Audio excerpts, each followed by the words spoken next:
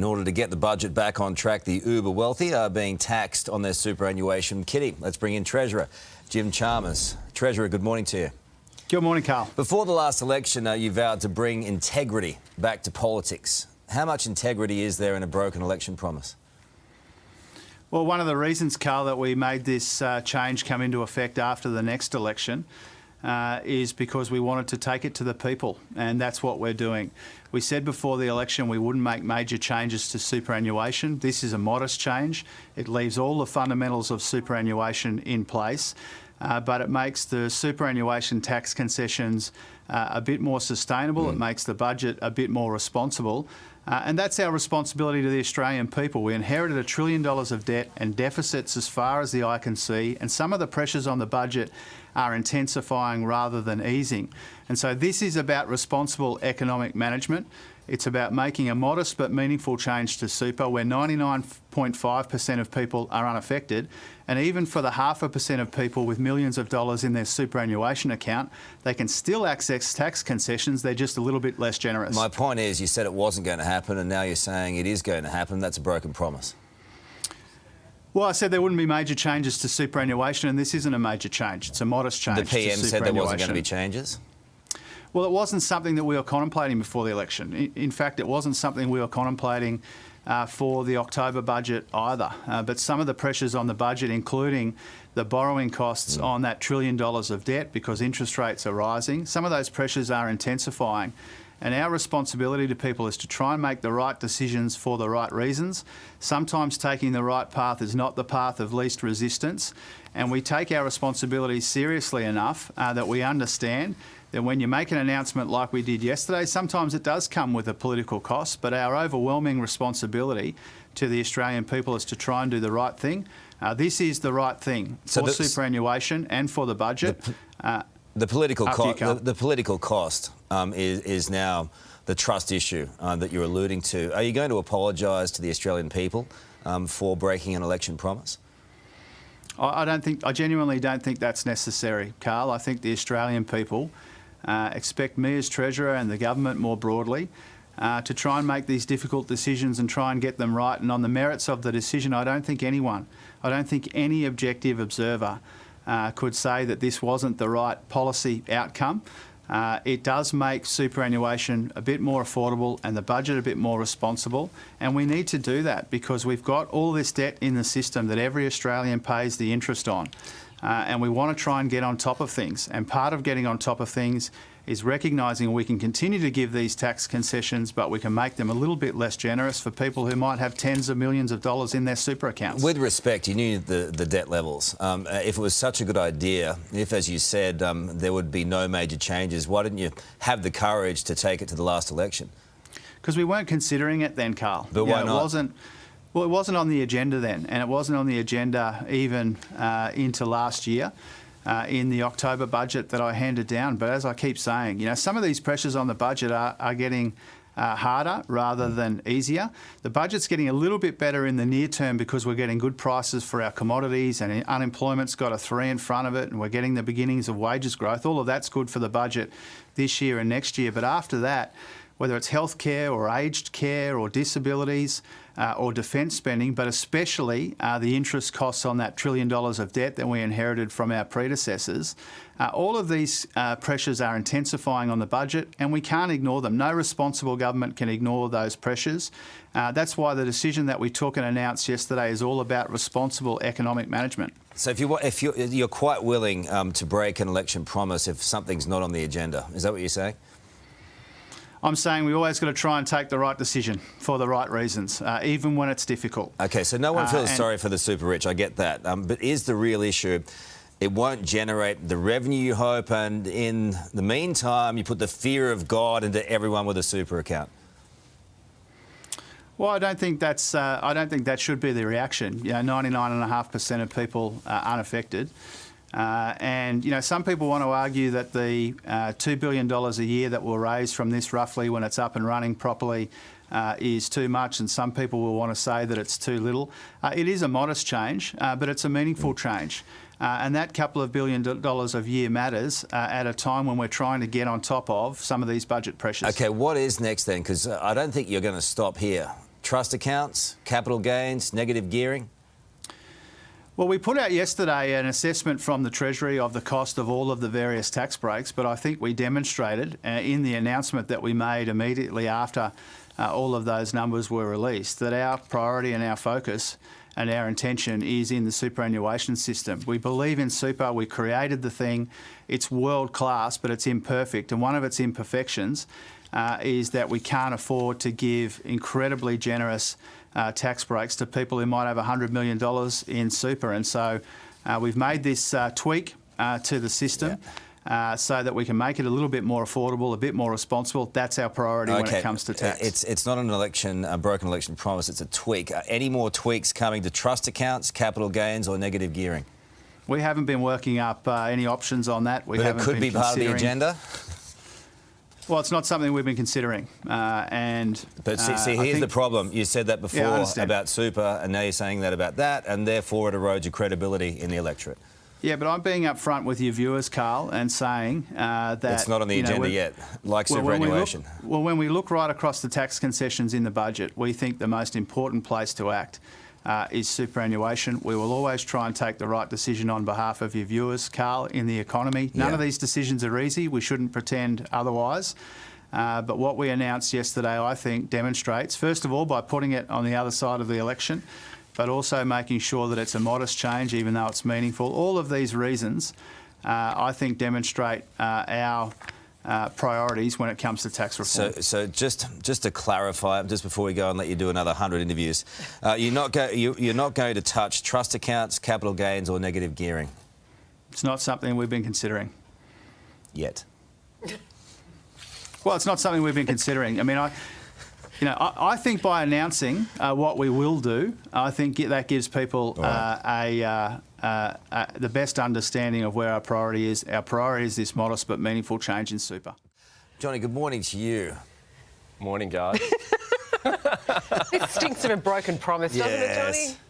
Yeah, I mean, it is, absolutely. But I guess the question on the government's mind, are too many people going to care? It's only going to hit about 80,000 people, raise about $2 billion for the budget, and won't be coming in until July 2025 after the next election. So I think the government's calculated here they can get away with this and do it, and it won't cost them many votes. But it's an issue of trust, isn't it? Yeah, so it's a slight slippery slope if you think about it, because maybe in the back of some people's minds are, well, what's next? Are they going to tighten the screws somewhere else, elsewhere in superannuation, maybe trusts or capital gains tax discounts? Now, the Treasurer and the Prime Minister yesterday said they weren't, but they didn't actually completely rule it out either. So, I mean, that will be in the back of some people's minds. Even people who fall into this category, the argument is that they've paid top-tier tax for most of their life. They've done whatever they can do for the country. Obviously, as Sarah points out, aren't many people going to be feeling sorry for them, but it does change the way that super is designed for, right? And it does bring about, I guess, a certain trepidation in that as a sure investment in the future. Does it change it?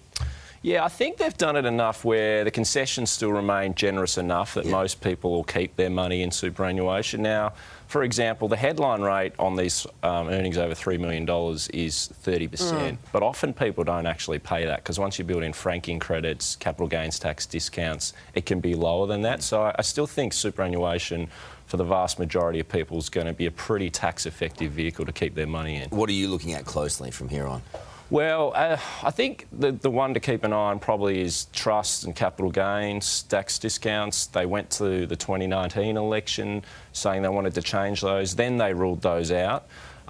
Depends how much they want to bite off and chew, I think, before the next election, or take something to the next election. They'll probably be a bit more cautious from anything from here, because you can only build in so many broken promises before people don't take you seriously. So maybe it's something they look to take to the next election to raise a bit of revenue. Welcome back. The White House is giving government agencies 30 days to wipe TikTok from federal devices as the US cracks down on the Chinese-owned app.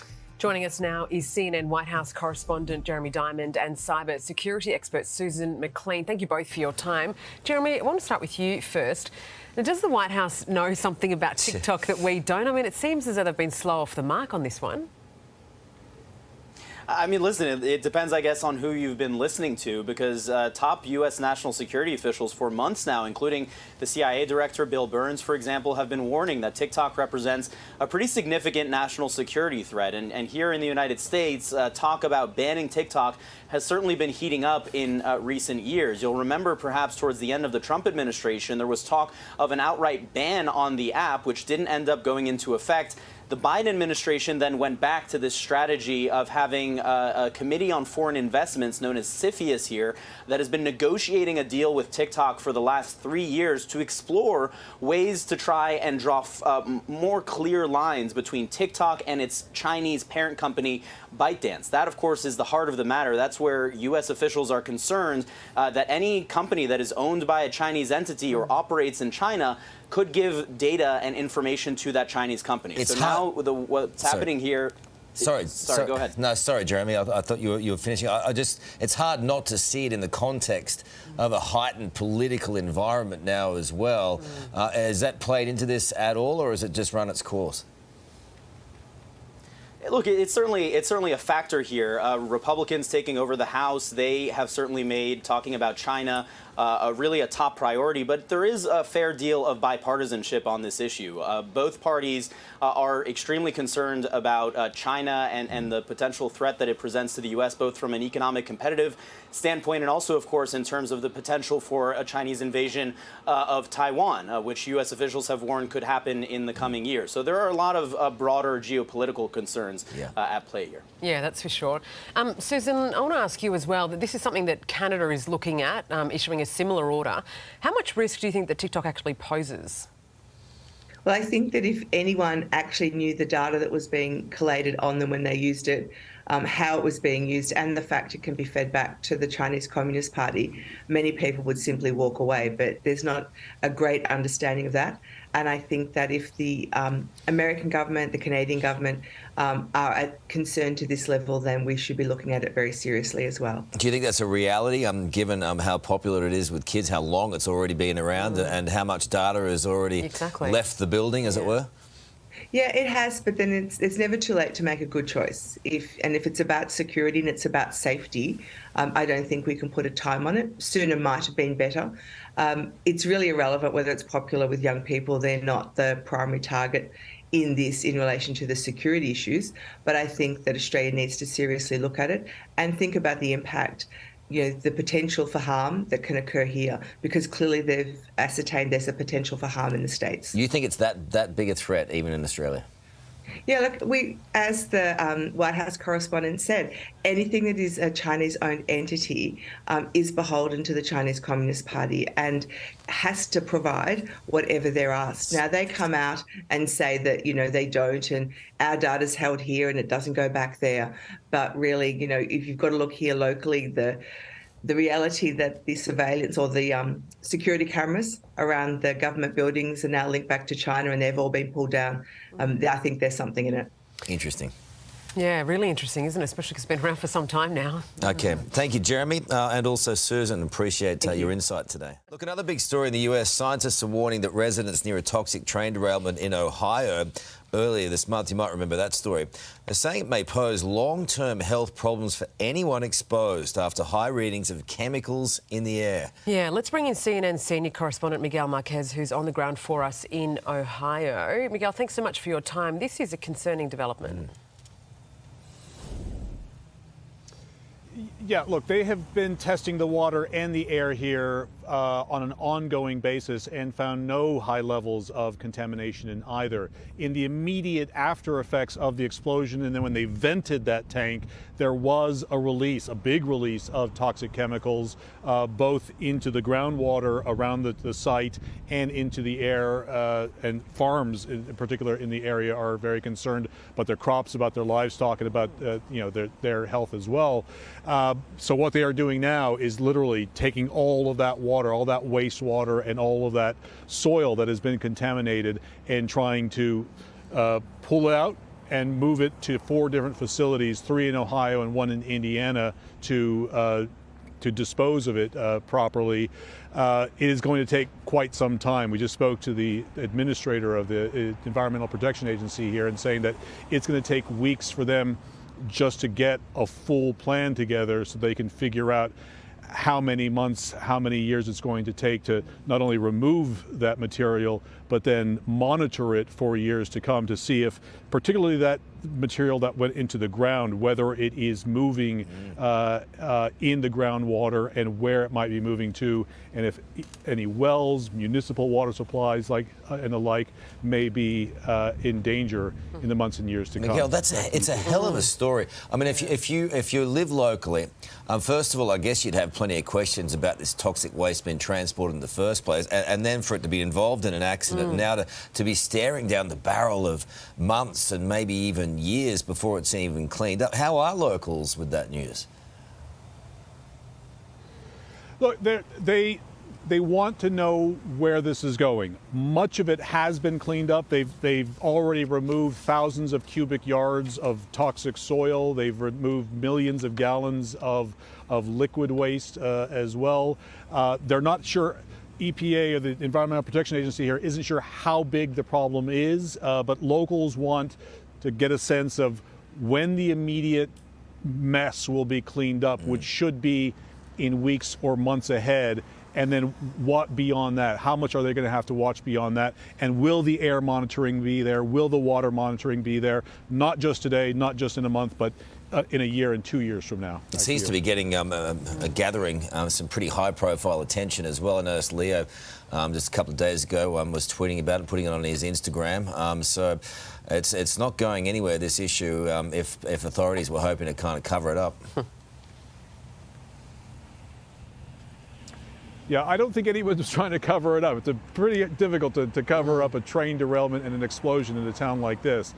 It just happens so close to this place.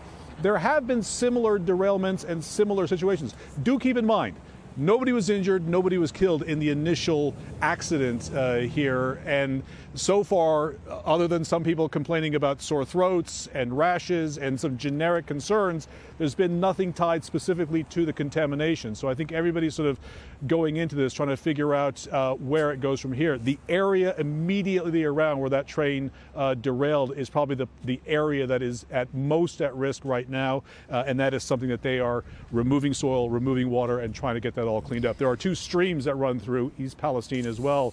Those both have contamination in them that there are environmental companies everywhere through the area trying to get those contaminants out of the local streams here, and that's going to take quite some time as well.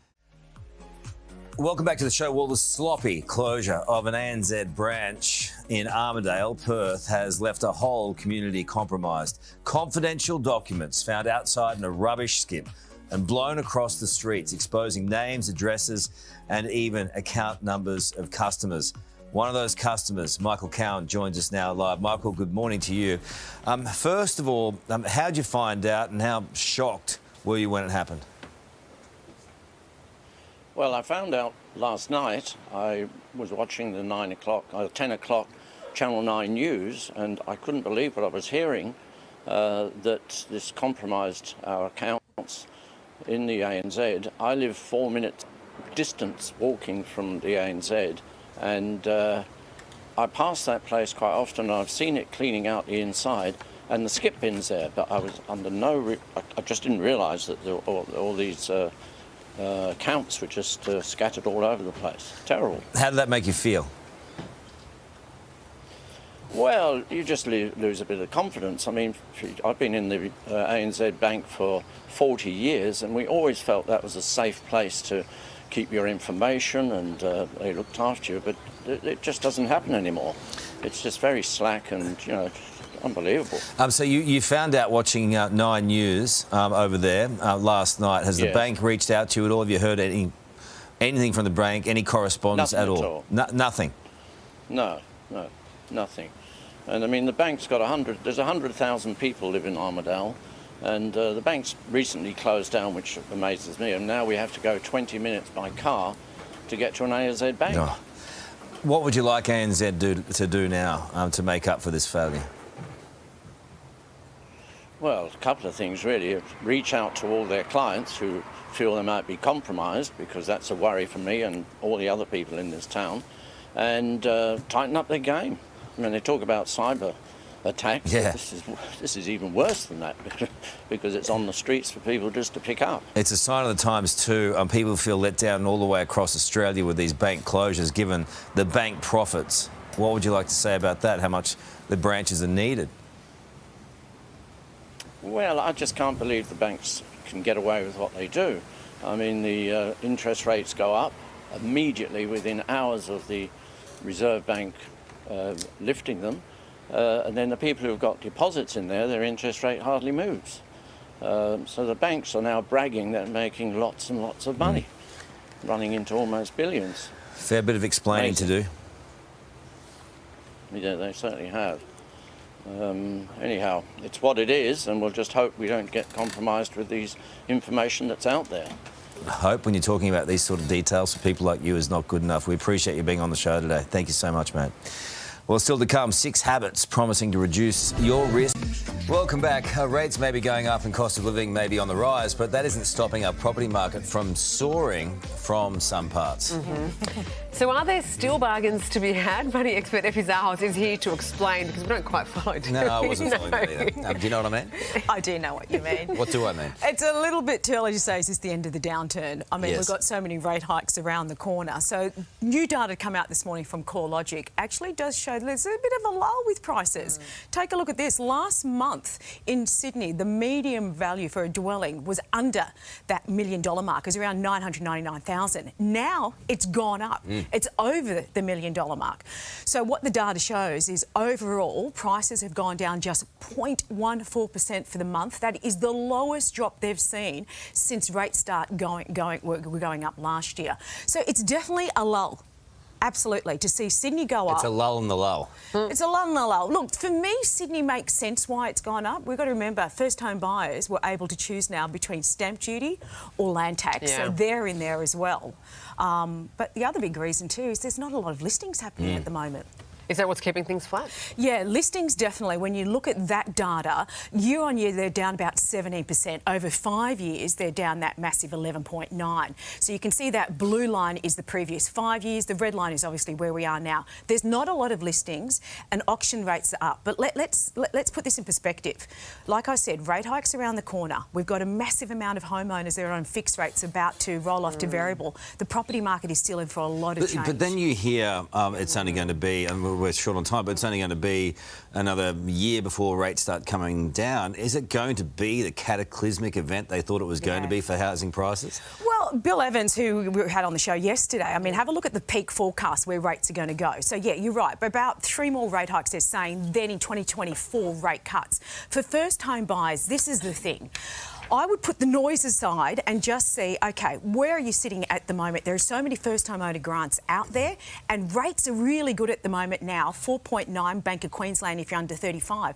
This buys you time because I think the market's still going to settle and fall in those areas. Save up, use those savings accounts, take advantage of the first-home owner grants and see where you can be. Yeah. Beautiful stuff. Thanks. Right on. Hey there, Today fans. Sarah and... What's my name again? Oh my God, Karl. Hey, thanks for watching our YouTube channel, though. Subscribe now for more news, special reports, and amazing Aussie stories. And Karl misbehaving, Whoa, of course. that never happens. Always happens. What's she talking about? Always happens.